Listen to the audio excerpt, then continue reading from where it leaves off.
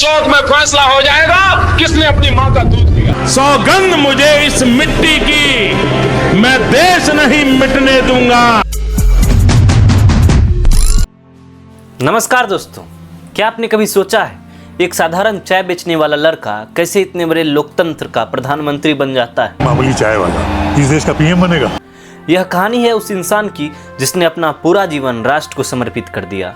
मैं नरेंद्र दामोदर दास मोदी 17 सितंबर 1950 गुजरात के वडनगर में एक बालक का जन्म होता है। इस बात से अनजान कि वही बालक दुनिया के सबसे बड़े लोकतंत्र का प्रधानमंत्री बनेगा, लेकिन इसका जिंदगी इतना आसान नहीं था। इसके पिताजी रेलवे स्टेशन पर चाय बेचा करते थे और छोटा नरेंद्र उसकी मदद किया करता था। इसके पिता दामोदर दास मूलचंद मोदी और मां हीराबेन मोदी के 6 बच्चे थे और उसका परिवार साधारण था। ना ज़्यादा जमीन था, ना ज़्यादा पैसा था। उसके पिता की रेलवे स्टेशन पर एक छोटी सी दुकान थी जहां वो चाय बेचा करते थे और छोटा नरेंद्र उसकी मदद किया करता था। लेकिन इस छोटे से बच्चे के मन में कुछ बड़ा करने की ललक थी। जहां ज़्यादातर बच्चे अपने भविष्य के बारे में सोचते हैं, वहीं नरेंद्र अपने जीवन के अर्थ के बारे में समझ रहा था। वडनगर के उस छोटे से कस्बे में जहां लोग सुबह सुबह चाय पिया करते थे, वहीं एक युवा अपने मन के सवालों से जूझ रहा था। मैं कौन हूँ, मुझे क्या करना चाहिए और मेरा जीवन किसके लिए बना है। नरेंद्र पर आध्यात्मिकता का बहुत गहरा असर था। वो स्वामी विवेकानंद की किताब पढ़ा करते थे और उसकी विचार उठो, जागो और तब तक मत रुको जब तक लक्ष्य की प्राप्ति न हो जाए उनके मन में उतर गया था। वो घंटों एकांत में बैठते, मंदिरों में ध्यान करते और संतों से मिलने जाते। कई बार उनकी माँ उन्हें ढूंढती रहती और वो कहीं कोने में शांत जगह पर बैठकर तपस्या करते और गंगा यमुना की संतों से बातें करते मिलते। युवावस्था की शुरुआती दिनों में नरेंद्र ने एक बड़ा निर्णय लिया, घर छोड़ने का निर्णय। उन्होंने घर छोड़ दिया। उनका उद्देश्य था जीवन का सत्य खोजने निकलना। उनकी यात्रा हिमालय की ओर शुरू हुई। कहते हैं उन्होंने किशोरा अवस्था में ही ऋषिकेश, हरिद्वार, बेलूर मठ और गुजरात के गिरनार पर्वत जैसे स्थानों की यात्रा की। वो संतों के साथ रहते, आश्रम में साधना करते, कभी मंदिर में रात गुजारी, कभी घाटों पर ध्यान किया। ये वो समय था जब नरेंद्र पूरी तरह बाबा बन चुके थे। ना कोई नाम था, ना कोई पहचान था, ना कोई महत्वाकांक्षाएं थी, बस आत्मचिंतन, ध्यान और अनुशासन था। वो साधु बनकर हिमालय की गुफाओं में महीनों तक रहे। सुबह सुबह गंगा तट पर ध्यान करते और दिन भर संतों की प्रवचनों में भाग लेते। कहा जाता है कि उन्होंने वहां सीखा, त्याग का मतलब भागना नहीं बल्कि आत्मा की शक्ति को समझना है। कुछ महीने बाद नरेंद्र को महसूस हुआ कि सच्चा साधु वो नहीं जो दुनिया से दूर हो जाए, बल्कि वो जो समाज में रहकर समाज की सेवा करे। उन्होंने समझा हिंदुस्तान की सेवा ही सच्ची तपस्या है और इन्हीं सोच के साथ उन्होंने घर वापसी की और वडनगर लौट आए। अब वो साधु नहीं बल्कि समाज सेवक बनने की तैयारी में थे। घर लौटने के बाद नरेंद्र ने पहली बार पॉलिटिक्स में अपना कदम रखा। वो आरएसएस यानी राष्ट्रीय स्वयंसेवक संघ से जुड़ना शुरू किया। उनके अंदर अब एक साधु का अनुशासन था, एक कर्मयोगी का साहस और एक देशभक्त का जुनून था। वो कहते थे, मैंने साधना हिमालय में नहीं छोड़ी, मैंने साधना को सेवा में बदल दिया है।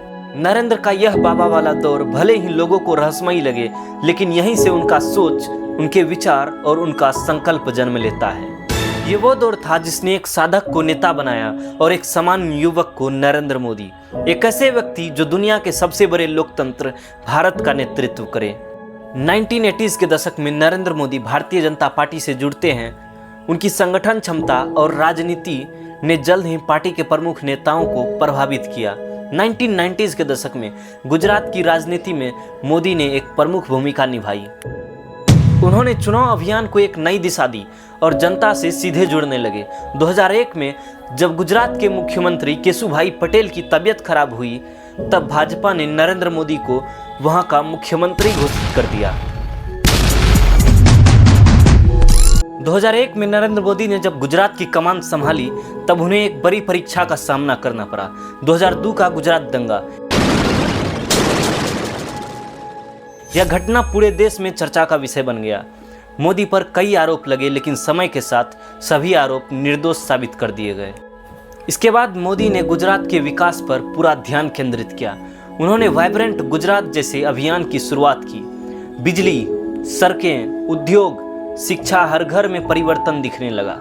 गुजरात एक मॉडल स्टेट के रूप में उभर आया। मोदी की छवि एक विकास पुरुष के रूप में उभर आई। 2001 में भाजपा ने नरेंद्र मोदी को प्रधानमंत्री पद का उम्मीदवार घोषित करता है। ये वो समय था जब किसी प्रधानमंत्री ने पहली बार सोशल मीडिया को चुनावी हथियार बनाया। उन्होंने हर वर्ग की लोगों से मिलने की कोशिश की, चाहे वो बुजुर्ग हो या किसान हो या हो महिला। प्रधानमंत्री बनने के बाद मोदी ने कई महत्वाकांक्षाएं योजना शुरू की। स्वच्छ भारत मिशन, न गंदगी करूंगा न गंदगी करने दूंगा। Make in India, make in India, make for the world. Jan Dhan योजना, digital India, I dream of a digital India.